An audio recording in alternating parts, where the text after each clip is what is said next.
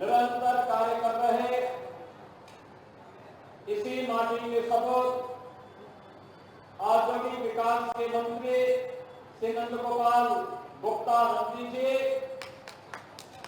हमारे यहाँ के प्रथम नागरिक श्री उमेश गणेश केसरवानी जी, हमारे चारों लोकप्रिय सांसद माननीय प्रोफेसर रीता बहुगुणा जोशी जी, श्रीमती केसरी देवी पटेल जी, श्री रमेश चंद्र बिंद जी, श्री विनोद सोनकर जी, प्रदेश सरकार के पूर्व मंत्री और इस क्षेत्र के लोकप्रिय विधायक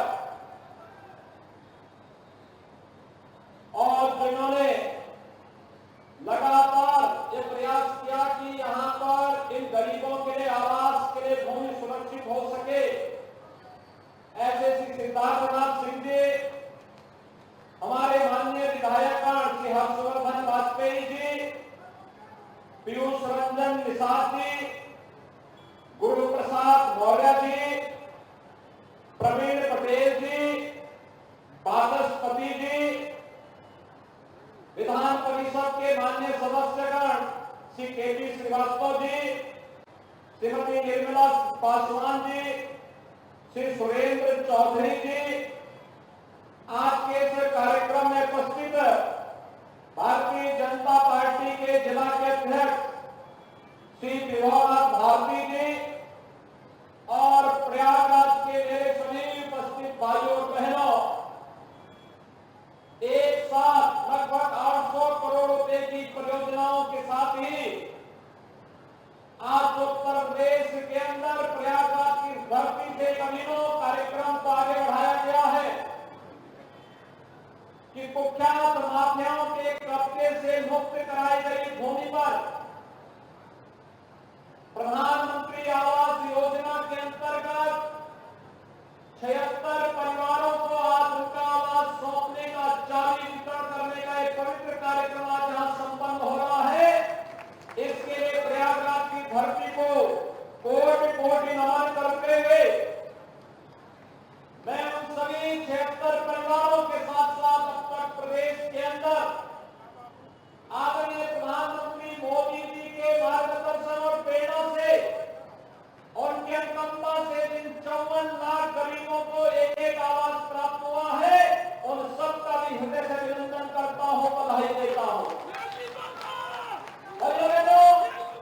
पहले के 76 आवास है, लेकिन इसके पीछे एक पवित्र भाव है। याद करिए, ये वही प्रदेश है जहां 2017 के पहले गरीबों की भूमि पर, व्यापारियों की भूमि पर, सरकारी भूमि पर कोई भी माफिया, कोई भी दबंग आकर के कब्जा कर लेता था, गरीब देखता रहता था। लेकिन अब उन्हीं माफिया और दबंगों से छुड़ाई गई भूमि पर गरीबों के लिए आशियाना बन रहे हैं, अच्छे भवन बन रहे हैं। यह अपने आप एक मैसेज है और प्रयागराज प्राचीन काल से हमारी धरती पवित्र धरती रही है। ये तीर्थों की भूमि है, प्रयागराज तीर्थ है। ये हमारा सौभाग्य है। 2019 के प्रयागराज कुंभ के ठीक पूर्व हम लोगों ने इसका नामकरण एक बार फिर से, इसका पौराणिक नाम प्रयागराज रख करके और स्मृतियों को ताजा करने का कार्य किया। ये कार्यक्रम जहां आगे बढ़े, वहीं साथ ही साथ प्राचीन काल से ही धर्म और अध्यात्म की, संस्कृति की धरा के साथ साथ शिक्षा और न्याय की धरती भी प्रयागराज रही है।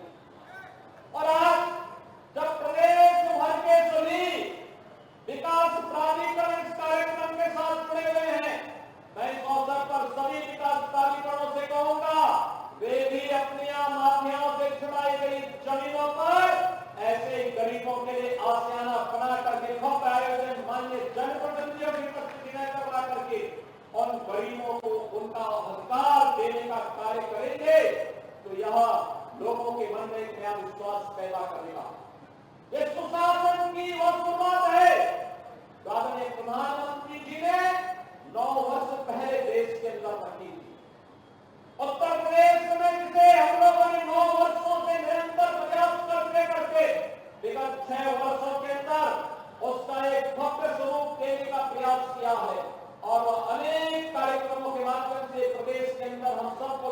को मिला है। भाइयों बहनों, अभी यहाँ पर केशव जी बोल रहे थे, उन्होंने दो महत्वपूर्ण चीजों के लिए कहा। एक अच्छा कन्वेंशन सेंटर यहाँ पर बनना चाहिए। कन्वेंशन सेंटर का मतलब वहां पर 10,000 लोगों का भी कार्यक्रम हो सकता है, और अगर 5-5 हजार के कार्यक्रम होने हैं तो 2 बड़े कार्यक्रम वहां अलग हो सकते हैं, या 2-2 हजार में भी 2-2 हजार के लोगों के कार्यक्रम भी होने एक साथ वहां पे संपन्न हो सकते हैं।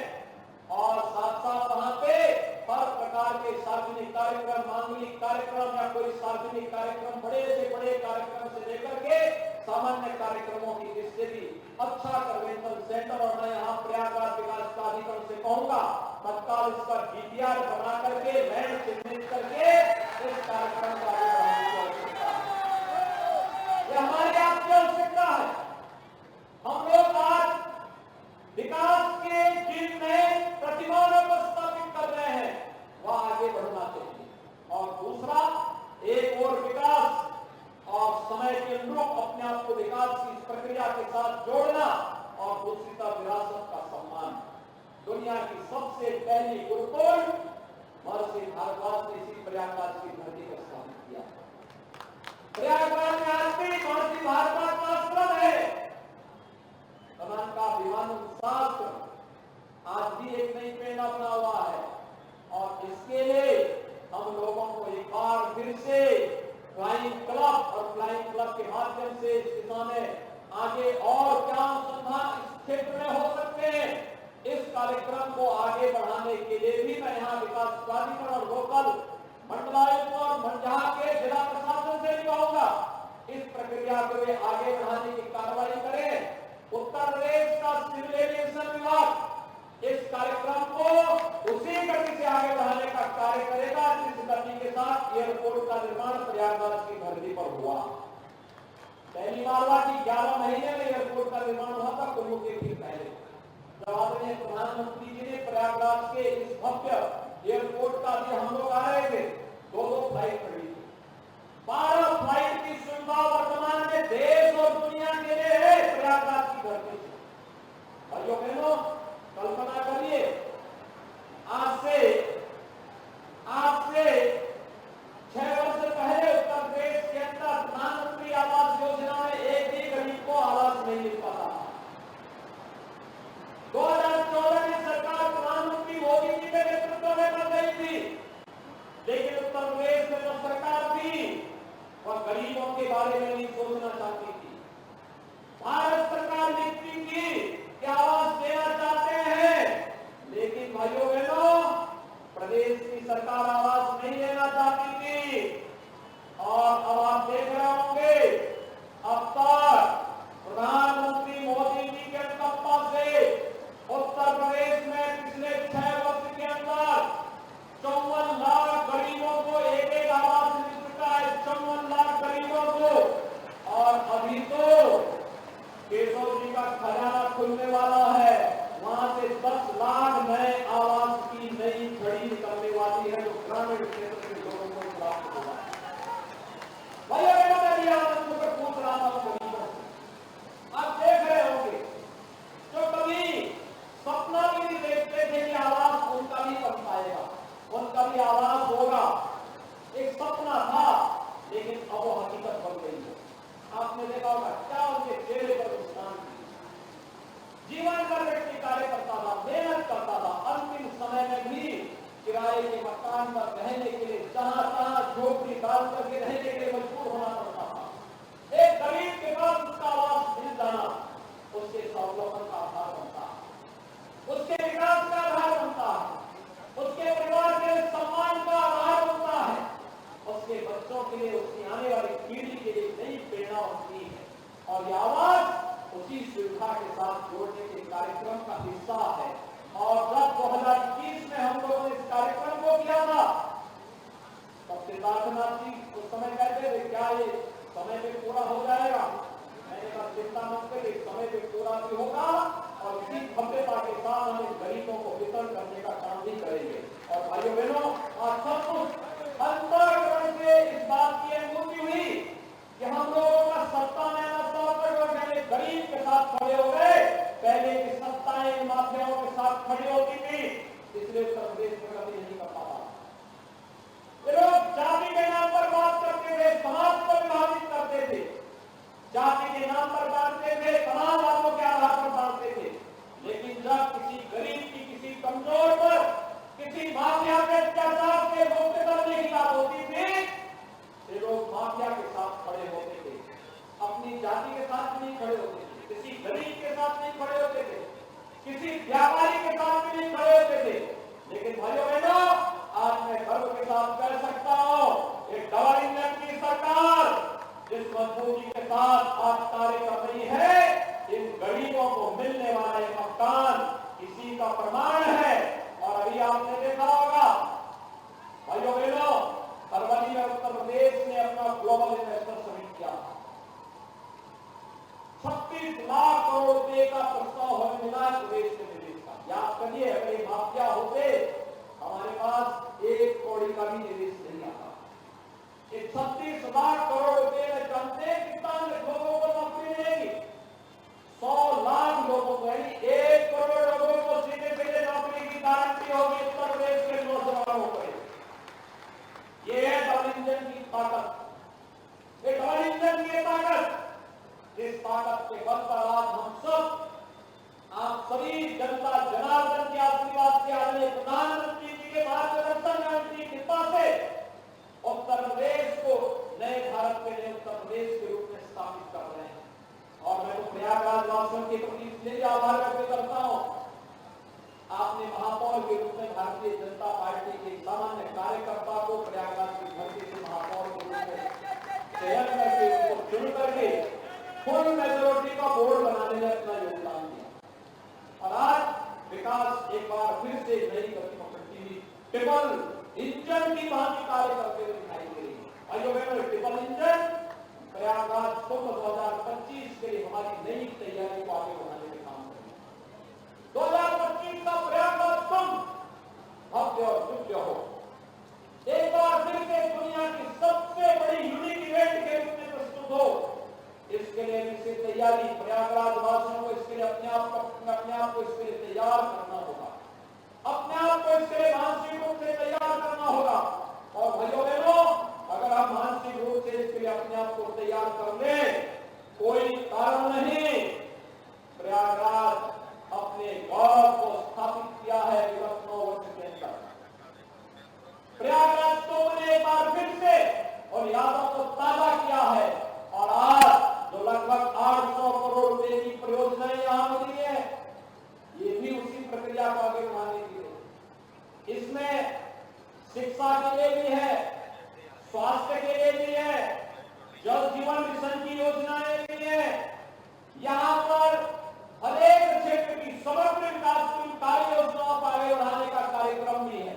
और इसलिए आपने महापौर के रूप में यहाँ पे श्री गणेश केसरवानी को भारी बहुमत से विजयी बना के भेजा। और भाइयों बहनों, बदले में 800 करोड़ रुपए की परियोजनाएं प्रयागराज को यहाँ पर डबल इंजन की सरकार को करवा रही है। और मैं आप सबको इस बात के लिए आश्वस्त करने के लिए आया हूँ, डबल इंजन की सरकार आपको डबल स्पीड के साथ विकास और सुशासन के कार्यक्रमों के साथ आगे बढ़ाने का कार्य करेगी। भाइयों बहनों, मैं आपका इसलिए भी आभारी हूँ, देर रात्रि से मूसलाधार बारिश पड़ रही है। लोग कह रहे थे पता नहीं क्या होगा। मैंने कहा हम प्रयागराज की धरती में जा रहे हैं, तो भगवान प्रयागराज की कृपा जरूर होगी, माँ गंगा, माँ यमुना की, माँ सरस्वती की कृपा जरूर होगी। कृपा करने की आवश्यकता नहीं, कार्यक्रम और अच्छा होगा, भव्य होगा। और आप सबकी उपस्थिति इस बात को प्रभावित कर रही है। आप सबकी उपस्थिति और आप सबका उत्साह इस बात को प्रमाणित कर रहा है कि हमने विकास के लिए और समग्र विकास के लिए प्रयागराज वासियों ने अपने आप को समर्पित किया। और यही कारण है बार बार आपका आशीर्वाद भारतीय जनता पार्टी को प्राप्त हुआ। 4 सांसद हमारे यहाँ पर डॉक्टर गीता मोहन जोशी जी हैं, केसरी देवी पटेल जी हैं, डॉक्टर रमेश चंद्र बिंद जी हैं, श्री विनोद सोनकर जी हैं। ये सभी लोग हमारे यहाँ के सांसद हैं। और मैं चाहूंगा 2024 को एक बार फिर से प्रधानमंत्री मोदी जी के नेतृत्व में फिर से भारत में एक ऐसी सरकार जो भारत को दुनिया की सबसे बड़ी ताकत के रूप में स्थापित करे। यानी जितनी बड़ी स्पीड के साथ वर्तमान में जो इस समय देश की प्रगति का माप है और जिस स्पीड के साथ भारत की अर्थव्यवस्था आगे बढ़ रही है भाइयों बहनों, अगर इस स्पीड को बनाए रखना है तो 2027 में ये भारत दुनिया की तीसरी बड़ी अर्थव्यवस्था होगा। तीसरी बड़ी अर्थव्यवस्था, और तीसरी बड़ी अर्थव्यवस्था का मतलब दुनिया की बड़ी ताकत के रूप में भारत को उभरना। ये एक समय है जब हम किसी बहकावे में न आए। मोदी जी के नेतृत्व में एक नए भारत का दर्शन न केवल भारत देख रहा है बल्कि आने वाली पीढ़ी के लिए भी शुभ होगा। और उस दृष्टि से हम सबको अभी से मिलकर के कार्य करना होगा, प्राण से जुड़ना होगा। 1 महीने का कार्यक्रम चला है महाजन संपर्क का कार्यक्रम, बड़ी बड़ी सभाएं हुई, घर घर जाकर के संपर्क किया गया, टिफिन भोज के आयोजन किए गए, जगह जगह बैठकें हुई। ये सभी कार्यक्रमों को अलग अलग तरीके से आगे बढ़ाने का कार्य हुआ। हमें लाभार्थी योजनाओं के माध्यम से हर व्यक्ति को जो लाभ विगत 9 वर्ष के अंदर मिला है, इन 9 वर्षों के अंदर चाहे उज्ज्वला योजना का हो, चाहे सौभाग्य योजना का हो, चाहे वो पीएम आवास का हो, चाहे पीएम समृद्धि योजना का हो, चाहे जल जीवन मिशन का हो, चाहे वो पीएम आयुष्मान भारत की योजना का हो, इन सभी योजनाओं का लाभ जो एक एक व्यक्ति को प्राप्त हो रहा है और लाभार्थियों के साथ संवाद कराते हुए शासन का इससे बड़ा उदाहरण नहीं हो सकता। ये देश नारों से नहीं चलेगा, जो हकीकत है उस जमीनी हकीकत पर चलेगा। और जमीनी हकीकत एक प्रधानमंत्री मोदी जी ने करके दिखाया है। गरीब को आवास देकर के, गरीब को शौचालय देकर के, गरीब के घर में एक घर में हर घर नल के माध्यम से जल पहुंचा करके, हर गरीब को 5 लाख की स्वास्थ्य बीमा का कवर दे करके ये मोदी जी ने करके दिखाया है। और भाइयों बहनों, यही सुरक्षा और जनता की सुविधा को ध्यान में रख करके इंफ्रास्ट्रक्चर डेवलपमेंट के बड़े बड़े कार्यक्रमों का आगे बढ़ा करके आज जो भारत और उत्तर प्रदेश की तस्वीर बदली है, उसके लिए जनता जनार्दन का आशीर्वाद निरंतर आगे मिलता रहे, इस विश्वास के साथ आज यहाँ पर 76 आवास, प्रधानमंत्री आवास योजना में 76 गरीबों को एक आवास उपलब्ध हुआ है और अभी ये गरीबों को मिला। हमारे सभी उत्तर प्रदेश के विकास प्राधिकरण अगले 1 वर्ष के अंदर इस प्रकार की योजना अपने अपने यहाँ और उसमें विशेष रूप से माध्यमों से मुक्त कराई गई है। और प्रयागराज विकास प्राधिकरण कन्वेंशन सेंटर के साथ साथ यहाँ पर अधिवक्ता बहुत बड़ी संख्या में रहते हैं, उनके लिए भी आवास की एक स्कीम निकाले, पत्रकारों के लिए भी एक स्कीम निकाले, चिकित्सकों के लिए भी निकाले और अलग अलग तबके के लोगों, अध्यापकों के लिए एक स्कीम निकाले। हम स्लम जो बस्तियां हैं उनको भी अच्छा जीवन उनका दे, ईज ऑफ लिविंग के लक्ष्य को प्राप्त करने की दिशा में प्रयास करें। इस दिशा में हमें प्रधानमंत्री मोदी जी के जन के रूप कार्यक्रम को आगे बढ़ाना होगा। इस विश्वास के साथ मैं एक बार फिर से प्रयागराज वासियों को लगभग 800 करोड़ रुपए की परियोजनाओं के लिए हृदय से बधाई देता हूँ।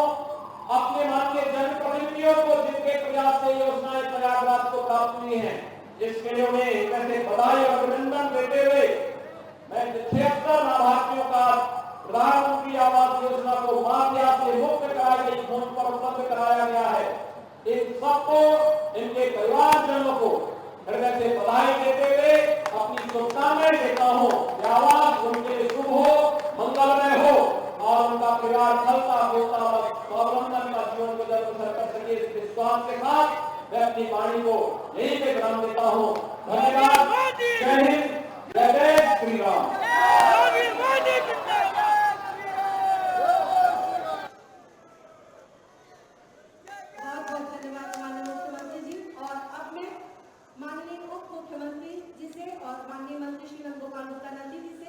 अनुरोध करती हूँ कि एक स्मृति चिन्ह हम सबकी तरफ से